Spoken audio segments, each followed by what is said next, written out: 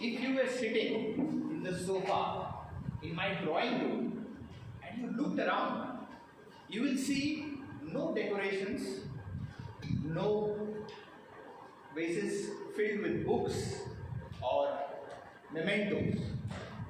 You will see no fancy lighting. What you will experience is blank white walls staring back. Do you know what these white walls signify?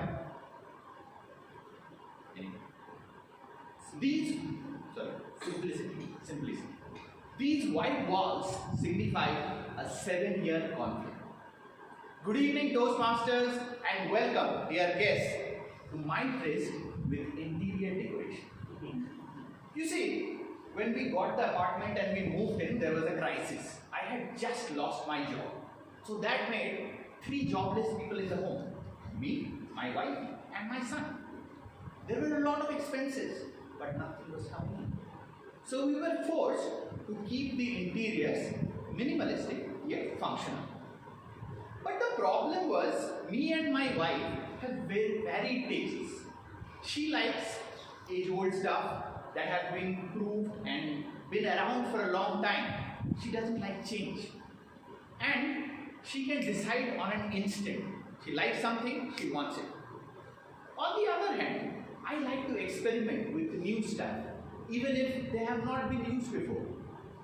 In the process, I take a long time to decide. And during this process, I confuse the bejesus out of me. And in the end, I sometimes get it wrong.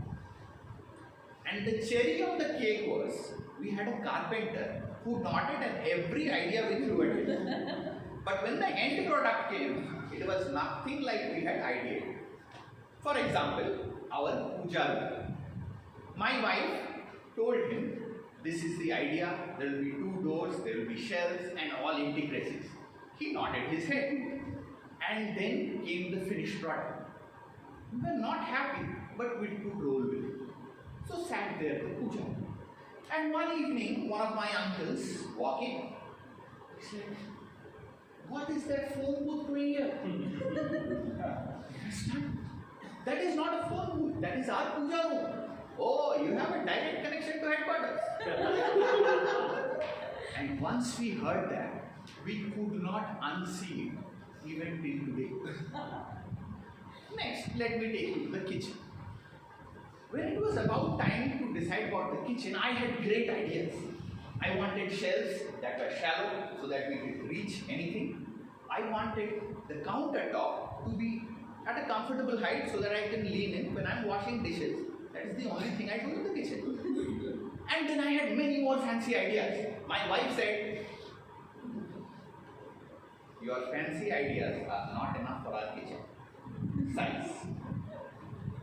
And how long are you planning to spend time in the kitchen? I got the idea. I moved out. So we came to a conclusion. We made a compromise. She will design the kitchen while I take my creativity to the bedroom. I see some of you smirking. Get your heads out of the gutter. I was talking about the wardrobes in my bedroom. The bed was already there, so all the thing was left was the wardrobe. So I flipped the conventional wardrobe upside down. What I did was, I made a luggage cabinet at the bottom where you could roll in your suitcases and your bags, you can keep it there. Then came the clothes cabinet on top till the ceiling. There were drawers up to chest height, and then you had a pull down hanger where you can hang your clothes and put it back up there. Brilliant idea, yeah? See, when we divided the work, everybody was happy. But let me take you back to the drawing. We could not come to a conclusion because every time we started ideating, we got into an argument. She likes something, I did not. I like something, she does not. So we took a pause every time we started. After 7 years, a couple of months ago, we decided it's time to bring in an expert. So we have decided bring in an interior decorator, give him or her our inputs, and then see how things will go. Dear Toastmasters, when there are two people involved, it's impossible to agree on every single point, and that might create conflict. But my 3 tips, proven tips, will bring or break the monotony or grind the deadlock, even if you are in a wedlock. Part 1 or tip number 1, divide the work. Let somebody else handle something and you handle something else. Don't interfere with each other's part of the project. Number 2, take a pause, even if it is 7 years long. And number 3, bring in the third umpire or a third party to help you solve the crisis. And with these 3 tips, I am very sure that doesn't matter what wall it is, you will surely paint a masterpiece. Back to you, Toastmaster of the day.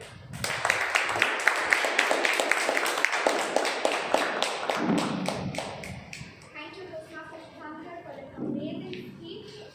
Now let us move on to the next speaker.